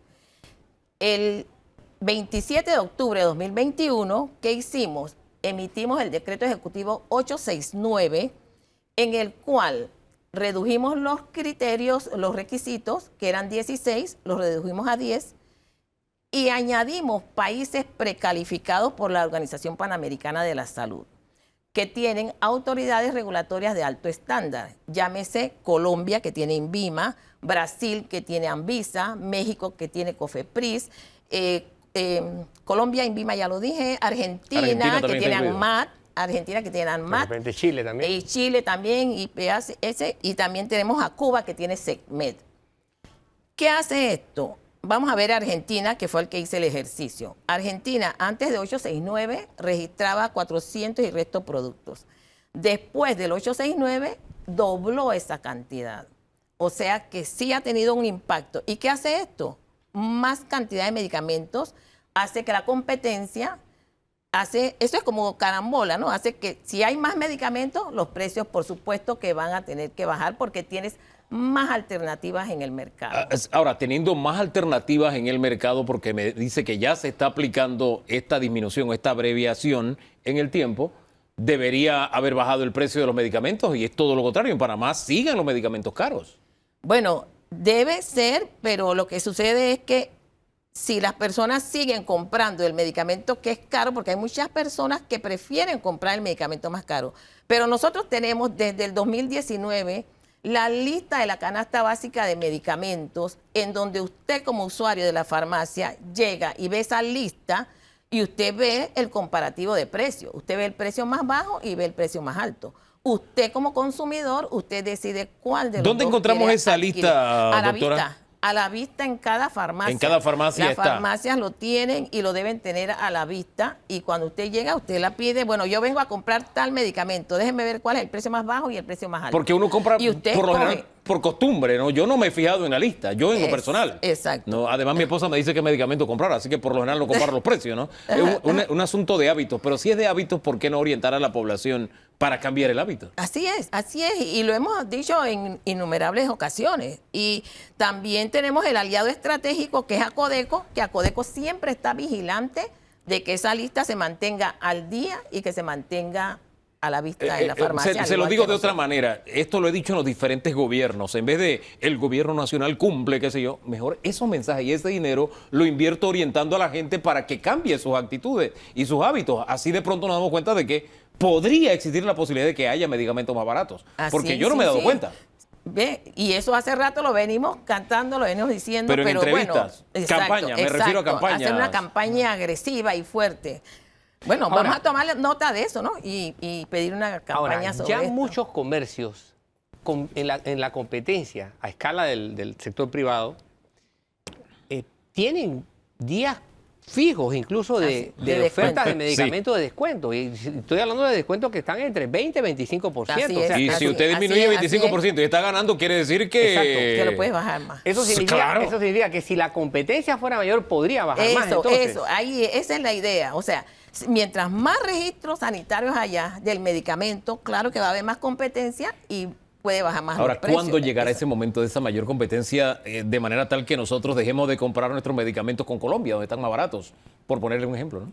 ¿Cuándo llegará ese momento? Bueno, que también estamos trabajando fuertemente en fortalecer, en robustecer la industria local, porque Panamá tiene algo que le hace falta, que es tener más industria, más fábrica de medicamentos, que lo tiene Colombia, que lo tiene Turquía, que lo tienen todos estos países que tienen los precios mucho más económicos. Nosotros que teníamos un laboratorio en la Caja de Seguro Social, hacíamos nuestros medicamentos y se decidió cerrarlo, por poner un ejemplo. Pero en fin, esa es harina de otro Ese es costal. otro, exacto. Hablemos de Medixol, doctora. Hablemos de Medixol. Medixol también es un resultado de la mesa técnica de medicamentos.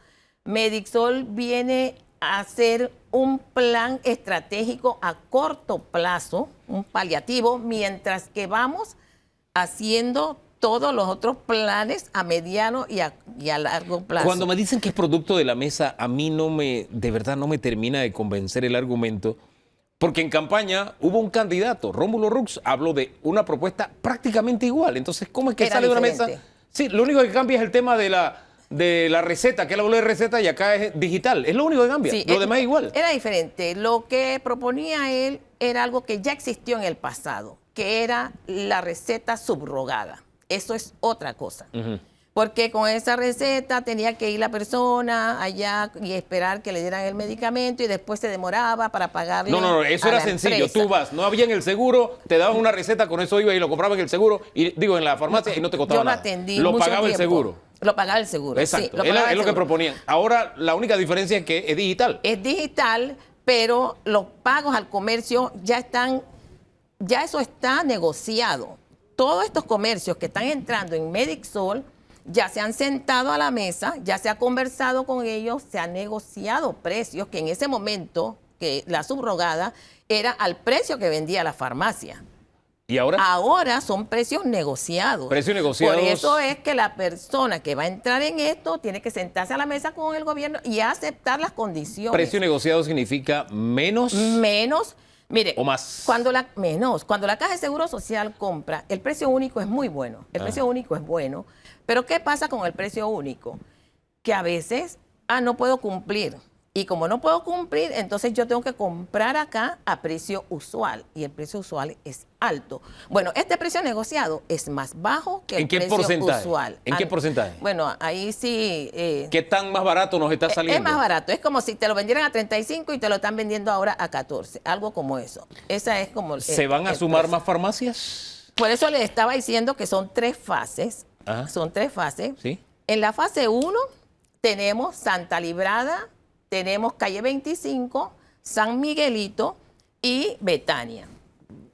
En la fase 2B, no, en la 1B, perdón, en la 1B, se va a sumar Juan Díaz y San Francisco. En la fase 2B se suma Chorrera y Colón.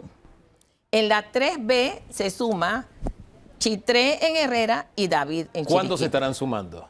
Probablemente entre cada fase, probablemente puede ser un mes entre cada fase. Ajá. Lo que pasa es que tenemos que ver cómo resulta todo, la trazabilidad para todo y para la toma de decisiones. Entonces, cuando ya tú tienes todo esto y tú haces tu análisis y demás, tú dices, ok, toca el momento toca el momento de más medicamentos, de más comercios que se quieran afiliar, porque ahorita se comenzó con estos, porque ya ellos ya tenían la práctica del vale digital Claro. y demás, era más fácil. Pero en este transcurso, todo el que quiera ingresar, ingresa a medixol@css.gov.pa y ahí llena su formulario y puede entonces condiciones de precio y aceptar entrar al ¿Cuánto juego. tiempo durará el plan piloto? Bueno, ojalá que durara poco, para que podamos nosotros entonces hacer el Plan Nacional de Garantía de Abastecimiento de Medicamentos y que cuando usted vaya a su institución encuentre su medicamento Don Danilo. ahí. Algo que tiene que ver directamente con su competencia. Y quiero regresar allí. Si el registro sanitario es un número de control, ¿qué implica la simplificación de esto? ¿Qué riesgo implica en términos de control?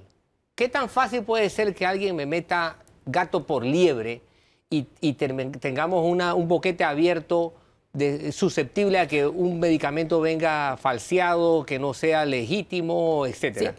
Por eso nosotros, cuando yo escucho que dicen abrir el mercado, etcétera, digo no, porque el registro sanitario es la garantía de la calidad, seguridad y eficacia de un medicamento.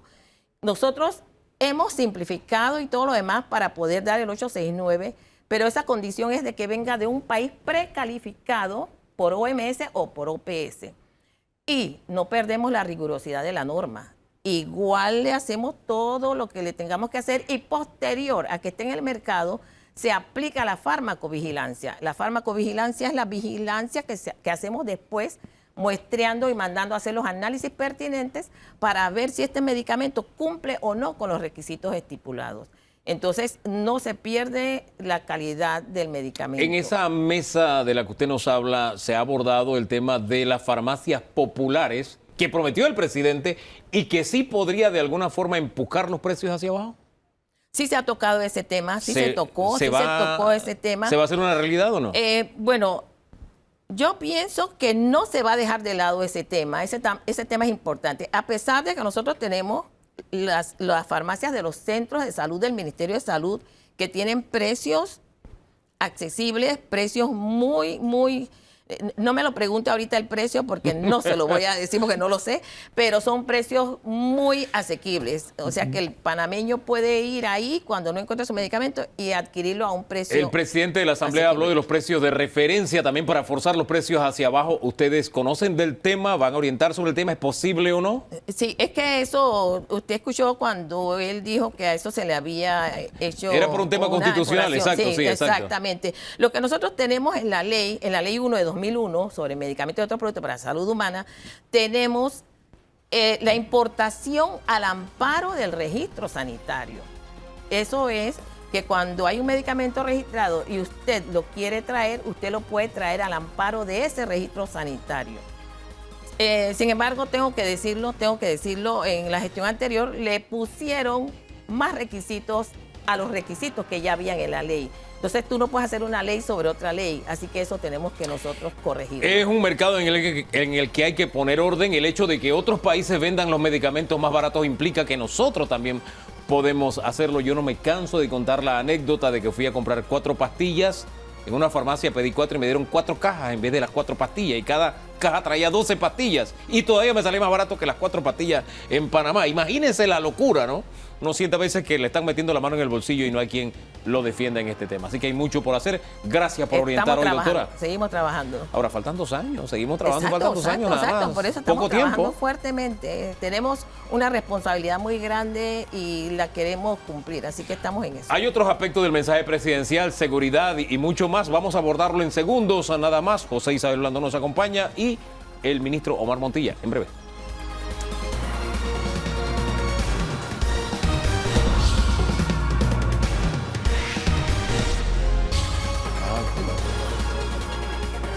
¿En serio? ¿De verdad? Seguimos en debate abierto. Están escuchando a José Isabel Blandón. Él está al frente del panameñismo, nos acompaña. También el viceministro. Yo le elevé al rango de ministro, ¿no? No quiero que me voten. Sí, no, tranquilo. Está nervioso hasta que de comercio interior, no, bien seguro. Hasta el momento su puesto está seguro. Bueno, siempre dispuesto a trabajar por Panamá. No, ese el ministro también. Bueno, su ministro dijo una frase lapidaria esta semana.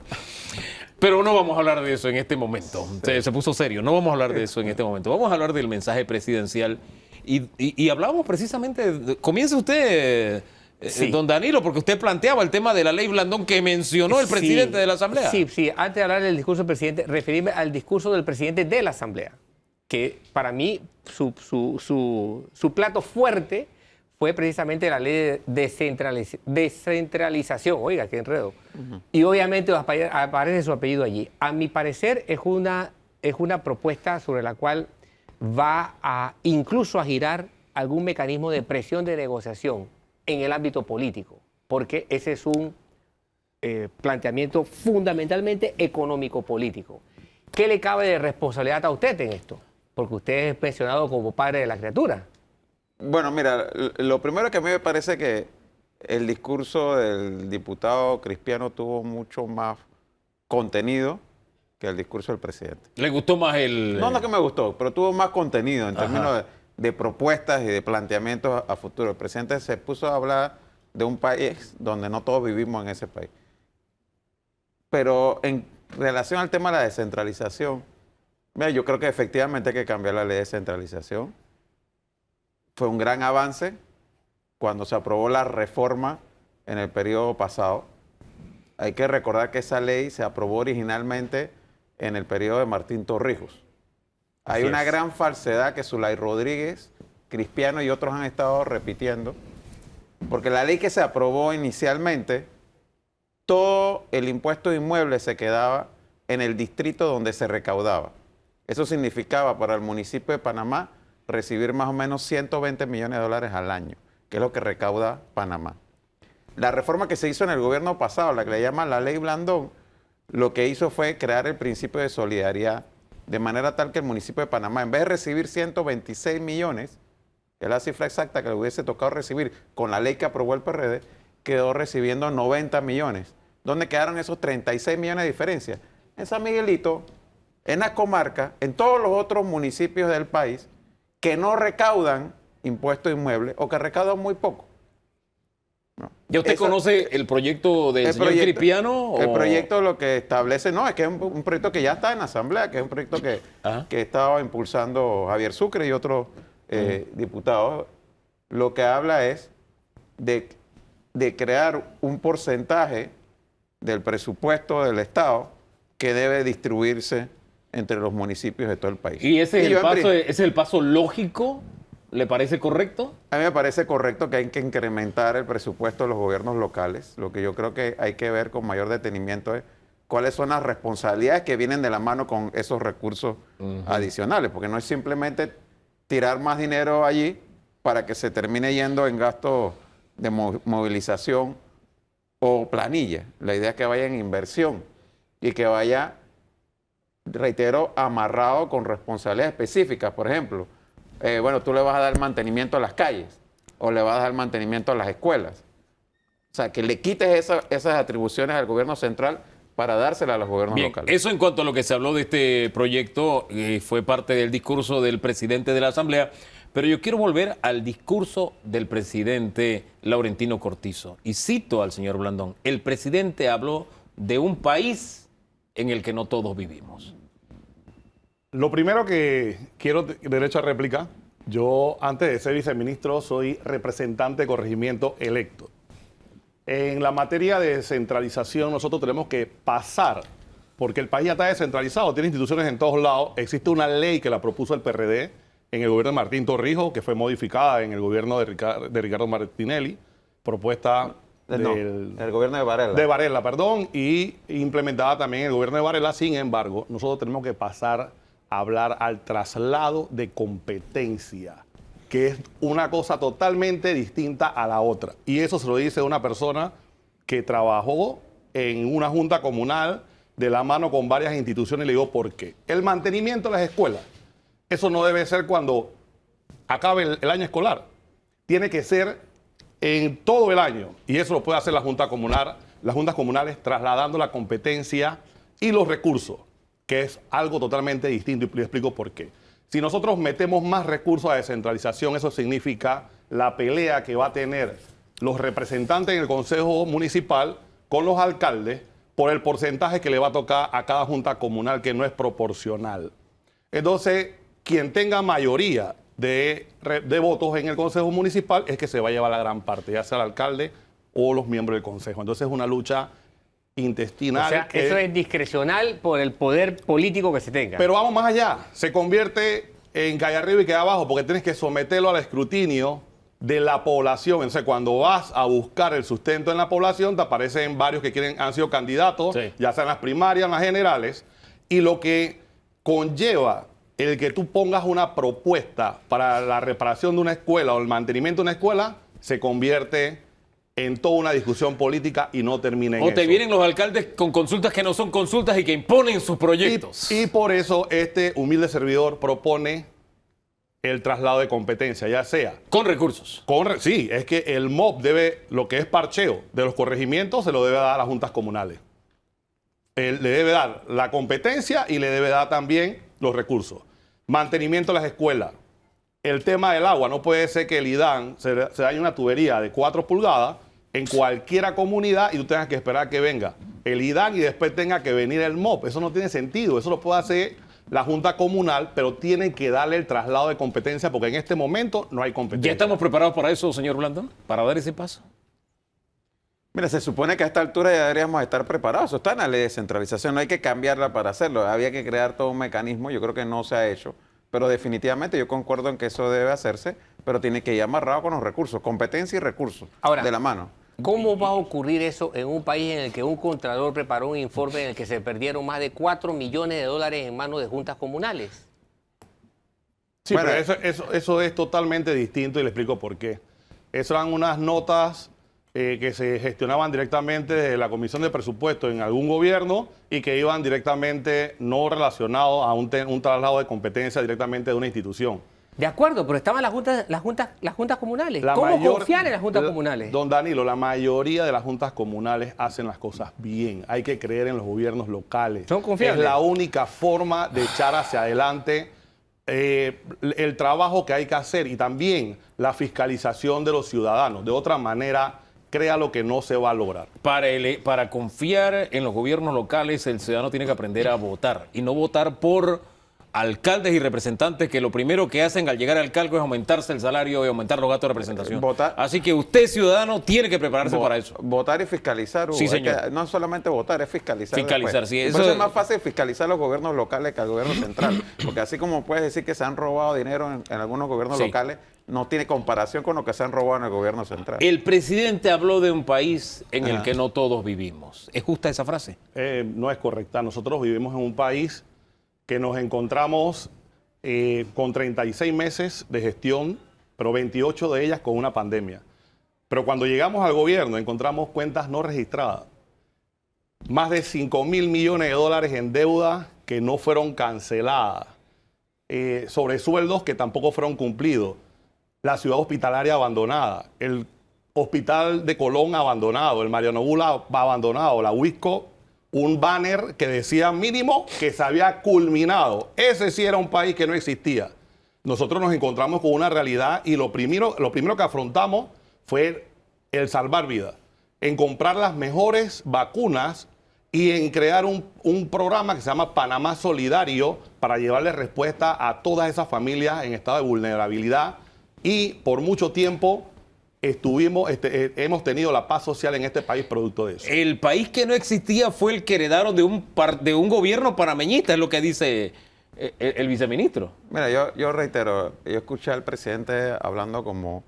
Hay una serie de Netflix que tiene lo que le llaman el otro lado, el upside down, donde la gente vive en una realidad y hay otra realidad paralela. De esa fue la que habló el presidente de la República, porque estuvo hablando, por ejemplo, de los dineros que las escuelas tienen por el FESE. Esa es la realidad del presidente y habló de no sé cuántos millones de dólares. ¿Sabes cuál es la realidad que viven las escuelas? Que en este año, a julio, no le han pagado ni una sola de las partidas del FESE a las escuelas. Ni una sola. Ni una sola. Señor Montilla. Entonces, de eso es lo que estamos hablando. El presidente, fíjate, otra cosa. Ellos han puesto ahora la comida que tienen que comprar las escuelas con el FESE para los comedores escolares. Han puesto los renglones en este tema de que se pone en Panamá Compra, que tienes que comprar el convenio marco. Entonces ahora tú quieres comprar arroz con lentejas, tienes que comprar el arroz a un proveedor, la lenteja a otro proveedor.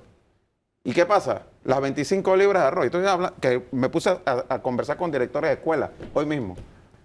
Las 25 libras de arroz la vas a comprar chino, cuesta $10. En el convenio marco cuesta $16. Eso es lo que está pasando ahora mismo con el FESE. Ese que el presidente habló, que los recursos estaban ahí disponibles para las escuelas, para eso que decían que era la estrella en el camino. Está estrellada en el camino. La Señor realidad. viceministro. Mire, vuelvo y repito, al lado de mi junta comunal hay una escuela. Lo más fácil para un director de un plantel es mandarle una nota a un diputado, y el señor Orlando fue diputado, o a un representante de corregimiento para resolver los problemas de las escuelas. Los dineros del FES existen. El problema es la gestión de los dineros. Y lo más fácil, vuelvo y repito, no todos los directores de escuela son administradores, son maestros o profesores. Y tienen una deficiencia, y se lo digo en propiedad porque lo viví en la Junta Comunal, de que para ellos subsanar, llevar todo el proceso, eso que dice, nosotros hemos puesto compras en línea. O sea, al final nos piden transparencia. Nosotros tuvimos dos gobiernos que hicieron más de 700,000 compras por menos de $10,000. ¿Usted sabe qué es eso? Compras directas. Nosotros entonces hemos hecho las cosas correctamente diciendo, aquí están las compras en línea. Todos los proveedores pueden concursar. y el mejor oferente es el que se va a llevar, independientemente. Eso es lo que tenemos, esas son las reglas del juego que se han establecido y que no las han solicitado los empresarios para poder participar con una cancha nivelada. O sea que la serie de Netflix es buena o no. Bueno, yo la verdad es que veo Netflix y no he visto una serie como la que estamos Stranger viviendo. Things, hermano. Lo que sí viví siendo representante fue la serie del gobierno del presidente Varela, que no teniendo una pandemia, tenía vales digitales, tenía bonos para pandilleros, tenía un montón de circunstancias adversas y que no lograron establecer reglas del juego para la culminación de los proyectos de Estado, porque los proyectos no son de gobierno y hay que separar una cosa de la otra. Cuando uno está en una gestión de gobierno, uno sigue los planes de Estado. Ahora, hoy, todas esas obras que fueron paralizadas nos están costando casi el doble de lo que si se hubiesen terminado. Necesitábamos alrededor de 2.500 camas de UCI y cuando nos encontramos con la pandemia, ¿sabes cuántas habían?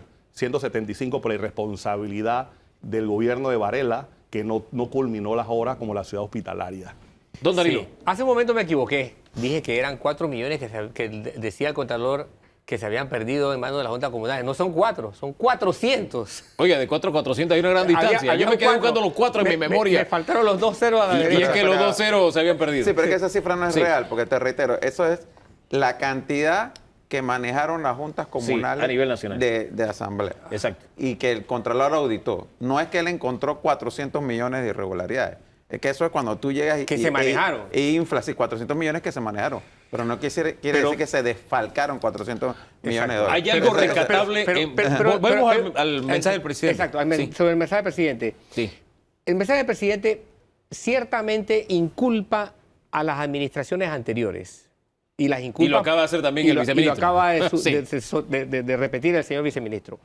Acá la pregunta es, no solamente es tener claro el porqué, sino el hecho de que si esto tiene sustentación, ¿por qué obras como estas efectivamente quedaron detenidas en el tiempo? ¿Fue un problema de recursos? ¿Fue un problema de auditoría? ¿Fue un problema de no poder comprobar lo que se estaba haciendo? ¿Qué hay de cierto en esta visión de que Panamá se detiene con cada quinquenio de presidente porque lo que hizo el anterior no sirve? Mira, ¿le pasará eso al PRD si el PRD pierde y mañana es presidente José Blandón? Bueno, mira, José Blandón cuando llegó a la alcaldía de Panamá continuó proyectos que estaban e inauguré proyectos que ni siquiera se habían puesto la primera piedra cuando yo empecé, pero se habían dejado contratados. Los inauguré e invité a la alcaldesa anterior a mí, Rosana Méndez, a la inauguración de esos proyectos. O sea que José Blandón sí continuaría. Pero aquí el tema es el siguiente. Por un lado, por ejemplo, este gobierno descontinuó el cuarto puente y la tercera línea del metro, lo ha atrasado innecesariamente por cambiar el paso del metro del puente al túnel. Y hoy todavía ni siquiera tenemos la seguridad de cuándo empezará la construcción de ese túnel. Y si hablamos de la alcaldía de Panamá, ni decir de todos los proyectos que ha dejado sin hacer. Pero aquí el tema de los proyectos que se heredaron de la administración de Martinelli es un problema jurídico que tiene que ver mucho con corrupción. Nosotros no podemos olvidarnos aquí que en España hay una investigación contra FCC por el caso de la ciudad hospitalaria. Y las coimas que se alega se recibieron producto de ese proyecto. Tampoco podemos olvidar de que los hijos de Martinelli en Estados Unidos se declararon culpables de haber recibido coimas de proyectos que se contrataron durante la administración de su padre. Entonces, todos esos proyectos que el mismo presidente de la República hoy en su discurso dice, nos ha tomado 3 años poner a funcionar esos proyectos por todos los líos legales. Bueno, parte de esos líos legales precisamente de empresas que abandonaron el plumero, que se fueron, que recibieron el primer pago, pagaron coimas con ese primer pago y después no tenían plata para terminar los proyectos, o de cosas como lo que pasó con Mercapanamá, y eso te lo puede decir de primera mano, porque como alcalde de la ciudad de Panamá sí tuve que ver mucho con lo que ocurrió en los 5 años del gobierno pasado con Mercapanamá. Me involucré porque me interesaba por la situación paupérrima que tenía el mercado de abasto. ¿Qué pasó? Cuando nosotros llegamos al gobierno, ese mercado estaba casi terminado, entre comillas, pero no tenía ni permiso de construcción. No tenían permiso de construcción. Lo que habían construido no tenía nada que ver con los planos que habían presentado. A mí lo que me preocupa Entonces, bueno, claro, tú construyes rápido y haces las cosas rápido cuando no sigues los procedimientos ni cumples con la ley. A mí lo que me preocupa no es solamente cómo heredó este gobierno la administración con las obras tal cual se ha descrito, sino que en su hacer hay obras que nos preocupan, como las que ha mencionado el señor Blandón, y que se convierten en una carga para este y tal vez para el próximo gobierno. O sea, aquí la bola pica y se extiende. Señor Por supuesto, viceministro. pero es que como nosotros hemos atacado frontalmente, mire, lo primero que cuando llegamos, eliminamos los anticipos de los proyectos. Porque en el anticipo es que estaba supuestamente... Ahí estaba la coima que mencionaba. No quiero señor mencionar Blandón. temas de coima, yo le estoy diciendo lo que hemos hecho nosotros en el país, que es Panamá y que es existente. Eso fue lo primero que hicimos. Nada Ya no anticipo es para anticipo, nadie. ya no es una Anticipo para nadie. Luego de eso, privilegiamos también a la micro, pequeña y mediana empresa para que cuando ellas participasen, tuviesen preferencia por encima de las empresas de afuera hasta 5 millones. O sea, nosotros hemos trabajado en esta administración durante los 36 meses, no solamente manteniendo la paz social, vuelvo y repito, sino creando las condiciones necesarias para que la reactivación se pueda dar, para que el Panamá, los 5 Panamás que existen, el Panamá del barrio, el Panamá de la comarca, se vean beneficiados con un gobierno revolucionario y democrático como el de Laurentino Cortizo. Fíjese que hay dos Panamá en realidad. ¿Cuáles son? El Panamá de los que están en gobierno, no, que no se gastan $100 en gasolina a la semana, que no requieren que se suspenda el impuesto al combustible, como dicen sus altos funcionarios, y el Panamá del resto que no está en gobierno, que ellos no dejaron de cobrar durante toda la pandemia, no dejaron de tener sus carros con gasolina paga durante toda la pandemia. Y por eso que no entienden la realidad de lo que viven la mayoría de los panameños. Señores, se nos acabó el tiempo. Íbamos a hablar de seguridad en este segmento y no pudimos hablar del tema, pero lo dejamos para el final. Pero lejos de eso, le Sí. digo algo. Yo usaba el carro para la pandemia porque estaba encargado del Panamá Solidario de San Miguelito. Ajá. Cosa que no vi a ninguno de los opositores bajarse del bus y es donde las personas que más necesitaban en medio de la pandemia, porque todos estaban escondidos conmigo. Seguridad y otros temas yo que no hemos estaba abordado. El entregando mensaje de mi plata, presidencial no, en estuve segundo entrando lo a la abordamos plata de con el presidente del Consejo Nacional de la Empresa Privada, Rubén Castillo, que ya nos acompaña hoy para concluir. Ya regresamos.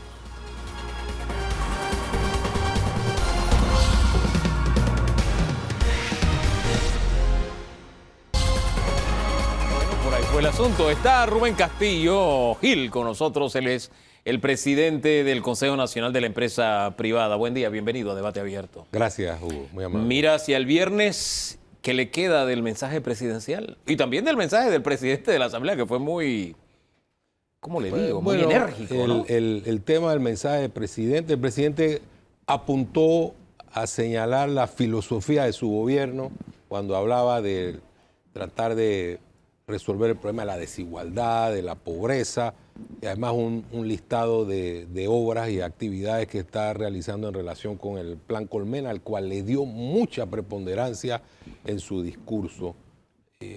Un discurso, como yo digo, tradicional, como normalmente escuchamos a un presidente en funciones. El discurso del presidente de la Asamblea fue un discurso retador, mencionó nombres de personas. Eso me llamó la atención. Sí, Trató de sí. hacer un discurso así como cercano, parecía, Sí. parecía un candidato en campaña. Sí, se dirigía, perdía el orden del podio y se dirigía al presidente cara a cara. Se dirigió a periodistas en Se particular. dirigió a Sí, periodistas. exacto. Entonces, fue un discurso muy particular. Hizo algunas apreciaciones a contravía del planteamiento del Ejecutivo, como la eliminación del estado de emergencia. Lo dijo con toda claridad. Al final, desde el punto de vista de la empresa privada, nosotros señalamos lo siguiente. En primer lugar, tenemos que apuntar en forma estable a la construcción de un Estado austero, no en función de la pandemia, sino que debe haber una continuidad institucional con este criterio. En segundo lugar, nosotros vamos a seguir contribuyendo con el proceso de reactivación económica, tratando de que el Estado de verdad sea más eficiente y sea un colaborador, una fórmula para que se atraigan inversiones. La inversión va de la mano con ese ambiente de seguridad que proyecta un país. Me llamó la atención que el presidente se refirió al tema de las capturas de drogas, los operativos y demás. ¿Eso le transmite que vamos en la dirección correcta en el tema seguridad? ¿A los inversionistas les transmite esa sensación de estamos en un país seguro?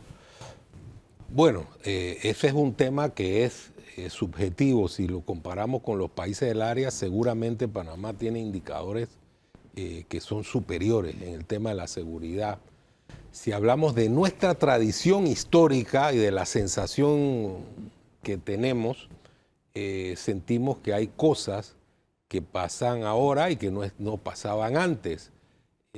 La seguridad es un problema de todos los panameños. Tenemos que contribuir a que ella se profundice. Creo que hay que mandar un mensaje de confianza. El gobierno tiene que hacer un trabajo sobre eso. El presidente quiso hablar de que se está gestionando la transparencia adecuadamente. Yo creo que hay que hacer un esfuerzo superior. ¿A dónde debe apuntar ese esfuerzo específicamente? El esfuerzo debe ir dirigido a la desburocratización. La burocracia excesiva de un Estado es un predisponente de actos irregulares. Tenemos que apuntar, y eso está en el módulo de la reactivación, al tema de la desburocratización. Nosotros también requerimos fortalecer las instituciones judiciales, eso es fundamental. Y otro eje tiene que ver con el tema de la educación, tema al cual se refirió el presidente. Si nosotros nos queremos conectar con el futuro que ya llegó, nosotros tenemos que tener un sistema educativo robusto, un sistema educativo que haga una conexión con lo que está ocurriendo en el mundo para que Panamá pueda aprovechar las oportunidades. ¿Lo estamos haciendo, lo está haciendo el actual gobierno? Hay que hacer mucho más, hay que hacer mucho más. La burocracia, tal como se ha mencionado aquí, por ejemplo, en el tema de la reparación de las escuelas, que es un hecho básico, a veces no funciona. Funciona con una lentitud que uno lo deja asombrado. Aparte del plan Colmena, el presidente hizo énfasis al tema de los subsidios y la paz social que se está logrando con los subsidios. Sí. ¿Esa es la misma lectura que tienen ustedes? Vamos a ver, la empresa privada no ataca la existencia de los subsidios, sino que tiene un concepto diferente sobre la aplicación de los mismos. Es decir, los subsidios deben estar focalizados para que puedan ayudar a las personas más vulnerables. Nosotros estimamos que los subsidios universales no logran el propósito de los mismos y crean una severa afectación. El Estado debe ir procurando generar las oportunidades de empleo para abatir el tema de la informalidad. La gente quiere dignificar su vida a través del empleo formal y hacia allá debemos ir. ¿Está haciendo lo necesario el gobierno para ir hacia allá? Otra vez digo, hay que hacer muchísimo más.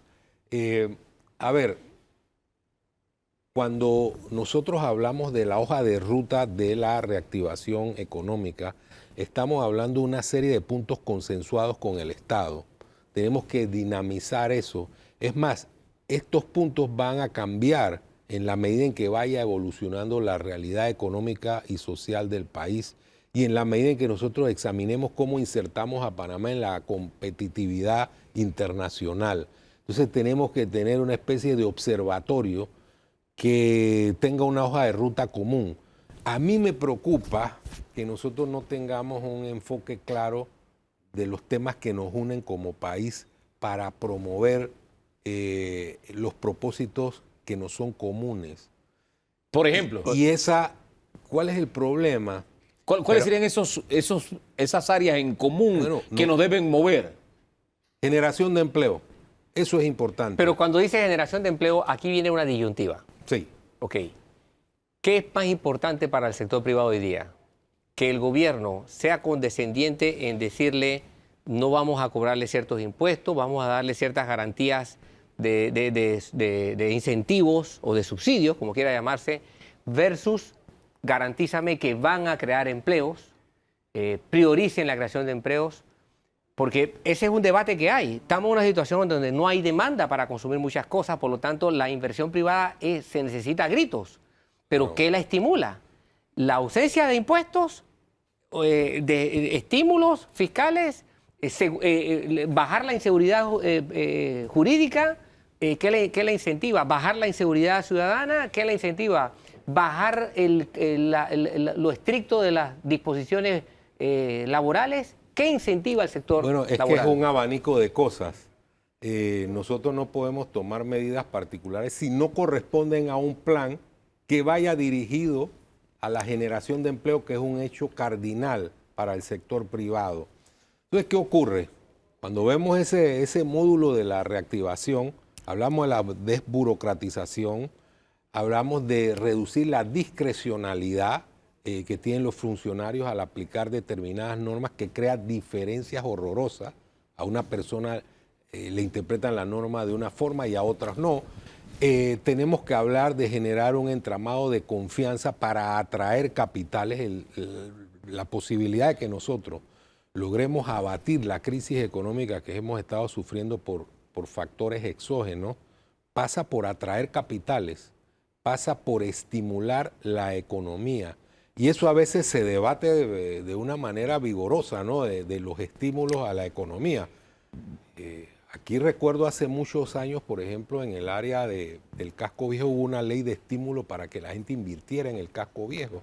Ojalá hubiera una ley para hacer lo mismo en la ciudad de Colón, que es una perla, que hay muchas oportunidades para generar empleo. Obviamente, nosotros no podemos consentir que exista capitalismo de amigos, que no es capitalismo, porque eso sería parte de ese juego macabro que destruye instituciones y que genera odiosas diferencias.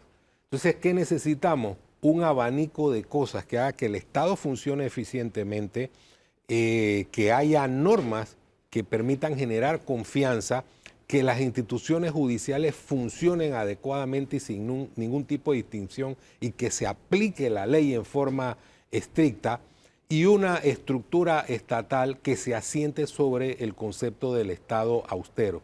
Es decir, dirigir la inversión al lugar correcto con el objetivo de generar empleo y desarrollo humano y facilitar la inversión del sector privado. Eso es lo que quiere el sector privado, que le den las oportunidades y las condiciones para trabajar. Y tenemos toda la voluntad, todo el interés de hacerlo. En esa línea está pendiente el tema de las APP y el presidente habló de la reglamentación de la ley de incentivos turísticos. Sí. ¿Qué más habría que hacer?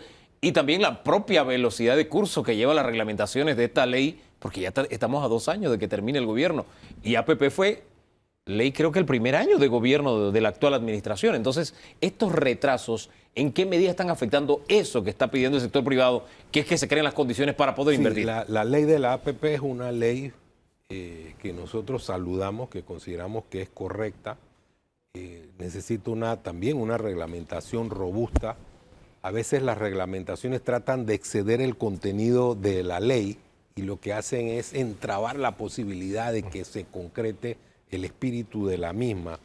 Por eso decimos, aquí hay que hacer un gran pacto nacional y establecer el objetivo cierto de que la economía florezca para generar empleo, generar estabilidad institucional y además establecer parámetros que nos permitan seguir avanzando en el desarrollo humano uniforme en todo el país. Fíjese lo que usted habla, un gran pacto nacional, y este gobierno precisamente en esa línea estableció un diálogo cerrando brechas en busca de ese pacto. El tema es cuándo vamos a ponernos de acuerdo con el pacto, porque cada uno plantea el pacto de acuerdo a su propia óptica.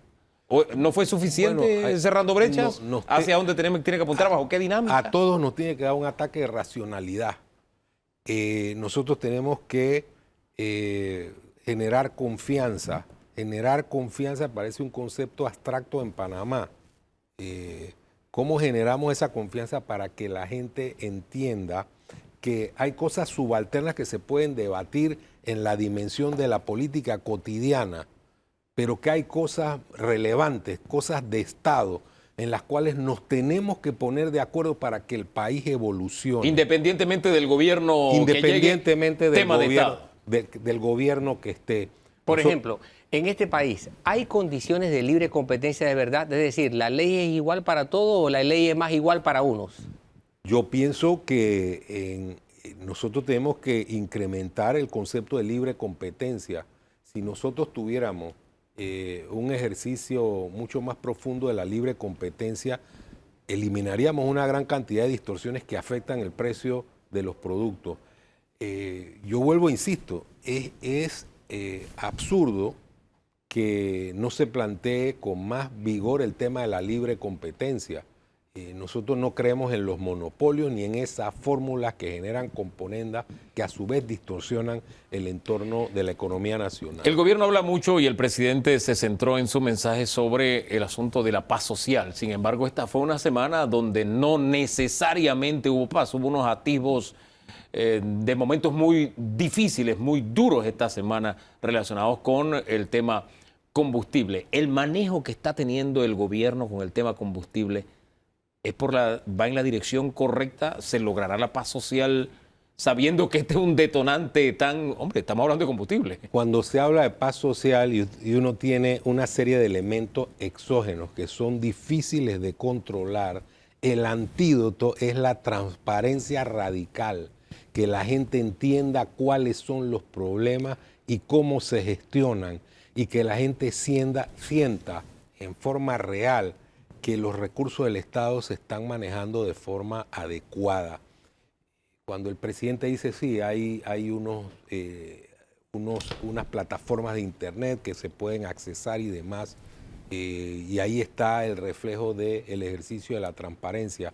Yo pienso que se tiene que hacer en este periodo de crisis, de inestabilidad, de turbulencia, se tiene que hacer un mayor esfuerzo en el tema de la transparencia para generar ese entorno o profundizar el entorno de confianza. De lo contrario, nosotros estamos construyendo una torre de Babel que puede tener consecuencias de pronóstico reservado.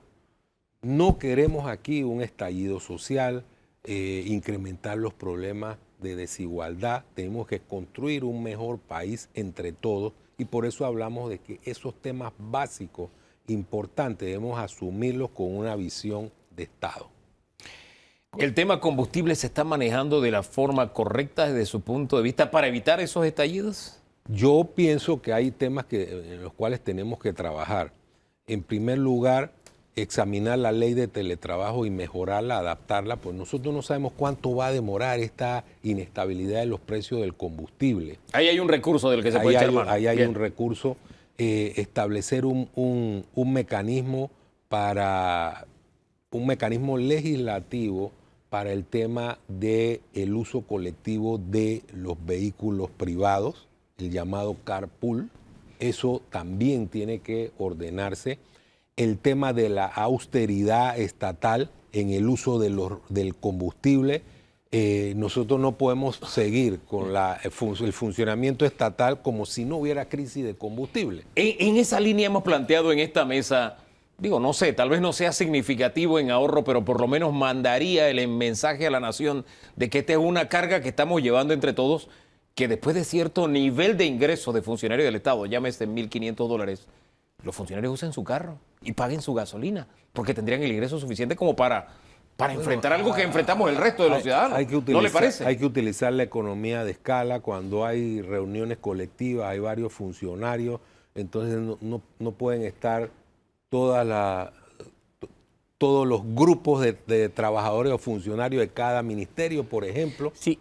Son temas que son sencillos y que pueden ponerse en la perspectiva de ayudar a Y enviarnos resolver. el mensaje correcto al resto de los Claro, ciudadanos. el mensaje de que se está actuando de conformidad con la crisis lo demanda. Si ustedes Don Danilo. le tomasen la palabra al presidente, que cierra su discurso llamando a la unidad, y ustedes fueran a la convocatoria que él hace, ¿están ustedes preparados para decir, presidente, esta es la posición del sector privado y esto es lo que nosotros queremos entregarle como lo indispensable, el mínimo que debe hacer el gobierno para estabilizar el país? Sí, el sector privado es laborioso y hemos estado trabajando desde el primer momento en que se desató la pandemia, colaborando con las instituciones para tratar de plantear nuestro punto de vista para mejorar al país.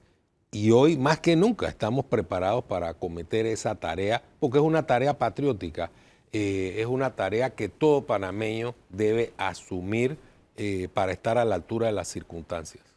Desde abril del año pasado están trabajando con el gobierno precisamente en esa tarea, por eso cuando lo planteó don Danilo sonreí un poco. ¿En qué medida este entendimiento con el gobierno está avanzando o van a velocidades disímiles? Pónganos al tanto. Sí, hay cosas que están más rezagadas que otras, pero por ejemplo, con el anterior ministro de Comercio se dio una relación bastante fluida, había temas que no avanzaban a la misma velocidad. Nosotros creemos que todos los temas deben avanzar a velocidad crucero para tener soluciones eficientes de la manera más rápida. Pero nosotros no perdemos, ya vuelvo, insisto, la voluntad de trabajar.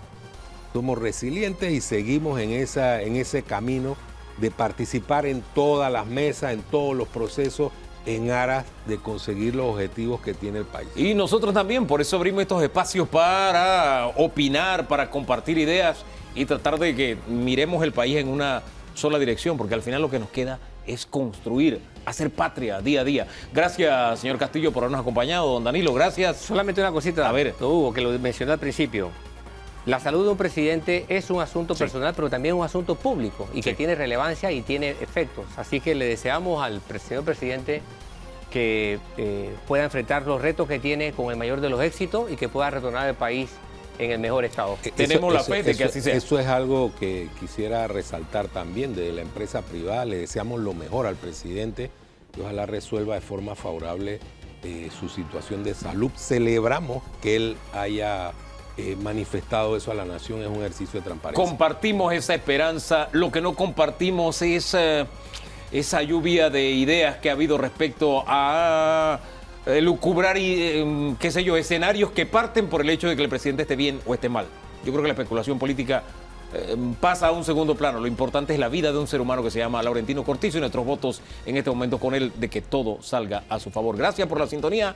A las 3 de la tarde en Eco TV usted ve completo el programa y en todas nuestras plataformas siempre disponible. Nos regalamos el mejor fin de semana. Bendiciones.